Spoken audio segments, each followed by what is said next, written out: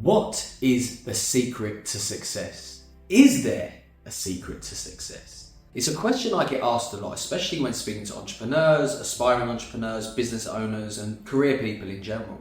Is how did you take your business to £15 million from scratch? I mean, there is and there isn't. It's not so much a secret, but it's something that all successful, achievement-driven people have in common. And it's a philosophy, it's a way of thinking, it's an understanding into the power of discipline. Because what happens is, later I'm going to show you a video of how it works, is your disciplines compound. And that is the eighth wonder of the world, as Albert Einstein says, compound interest. More specifically, compound choices. So discipline is so important in your success. You have decision to make about your own success and how far you want to take it. But for the ones that really say they really want success, like the ones that really want it, what is the difference that makes the difference? It's all about discipline. And what I'm going to do for you is I'm going to show you, illustrate through a Excel document, a very simple document, how three hypothetical scenarios, Jack, John and James, how they work and the philosophy that they have for work, how they end up at the end of the year. You see, because when I was building my business, the very early days, I had this philosophy, this mindset that if the average person is at work 8 hours a day, but they're only working 6 of those days, if I work 12 hours a day, I could get to where the average person gets in 20 years in 10. This is how I collapsed the time. This is how I basically thought. I thought if I would and yes, there is an element of working smarter, 100%. But if you can work smarter and work harder, that's the holy grail of where you want to be. And it is said that you have to first work hard in order to be able to earn the luxury to then work smart. That is really important. So work-life balance, does it exist? It does, but depending on your level of success and what you want to achieve, it won't. Because the more success that you want to achieve, you have to put in the effort at the beginning. There's something that happens, it's like a steam train. You know, when a steam train starts to take off, it takes so much effort to start to build up that pressure to get it moving. But once it's moving and it's speeding up, it's very hard. It takes a lot of pressure to slow down. The same is true with you and your career, you and your business, you and your money, you and your fitness, you and your relationships, whatever. You have to put in the effort in the early days. And sometimes, knowing this, and it's not for everybody, admittedly, but knowing this, when my company hires a new salesperson and they're putting the effort in, and then they go and take a holiday within the first 3 to 6 months of them starting their new job, how I see that and what I know is happening to the compound effect of their success, it's eating into their future success. I always think to myself, and I never say it because people are allowed to do what they want. If they really want to achieve success, then I may say it to them. But why don't you take that holiday later on in the year as opposed to in the early stages? Because what you're basically doing is you're stopping the momentum of you moving forward. To build something great, to build something of value, to build something worthwhile, the early days require sacrifice. Think about it from this perspective. Everything you sacrifice today leads to a reward later on. Whereas if you don't sacrifice today, then it's very hard for you to get those rewards later on. So everything you do is like an energetic bank account that you're basically paying into.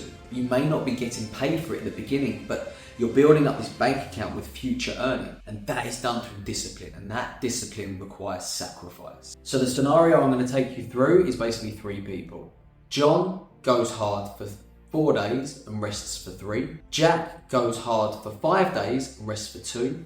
And James goes hard for 6 days and rests for 1. And I'm quite a spiritual guy. I'm quite open spiritually. And I believe that, these spiritual texts, more specifically the Bible, gives us an idea and it gives us an indication. It gives us a clue into creation. It said God worked 6 days and rested 1. Guess what we need to do when building our businesses? And that is exactly what I did at the early days. I worked for 6 days, rested for 1. Worked for 6 days, rested for 1. And I'm going to show you exactly what that does to somebody's success. So let's go over. This is the scenario that I was talking about, the example. The secret to success is compound choices. And for me to explain it properly, this is the illustration. So as a John example. So John As I said, goes hard for 4 days and slows down for 3. So what you can see here is he goes hard for 4 days, slows down for 3, hard for 4 days, slows down for 3, etc., etc. And you can see the amount of instances of disciplines that it takes, or that he has almost committed to. And then we have the amount of instances in weeks, the amount of time that he has dedicated himself. So this is the year. So if we look at an annual review, right? So with that level of discipline, John ends up at a level of 31 by the end of the year. He's managed to get himself to 31. If we were to say that hypothetically 100 is mastery, right? He is a third of the way there to mastery. He's basically a third of the way there.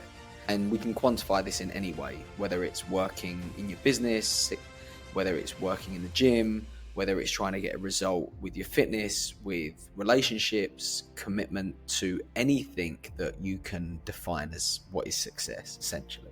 So John, after 52 weeks, has ended up at level 31. Jack, who goes hard for 5 days and slows down for 2, has basically ended up at level 38. So it's taking him, you can see here, 5 days 2, 5 days 2, 5 days 2, 5 days 2.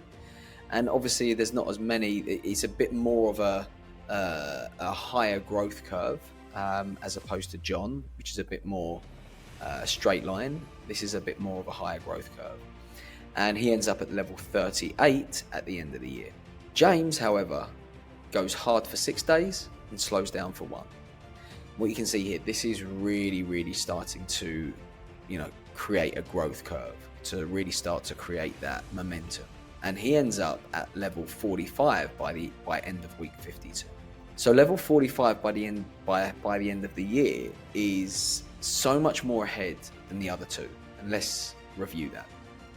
So John, again, goes hard for 4 days and slows down for 3. With that level of discipline, John ends up at level 31 by the end of the year.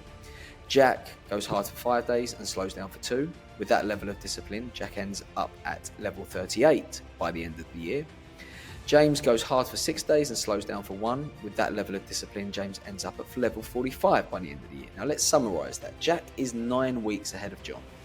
That's over 2 months ahead of John. It took Jack 43 weeks to get to level 31, and that's where John is. Now James is 16 weeks ahead of John. It took James 36 weeks to get to level 31, where John is. So 16 weeks. That's 4 months. That's a third of the year. He's basically done in 9 months what John has done in a year. So he has bought himself 3 months. He's basically collapsed the time. And if we look at James versus Jack, James is 8 weeks ahead of Jack, 2 months ahead of Jack. It took James 44 weeks to get to level 38, where Jack is. And we end today with a quote that says, "Nobody wants to tell you why discipline is so important." Well, I do. But discipline is the strongest form of self-love. It is ignoring current pleasures for bigger rewards to come. It is loving yourself enough to give yourself everything you've ever wanted. Love yourself.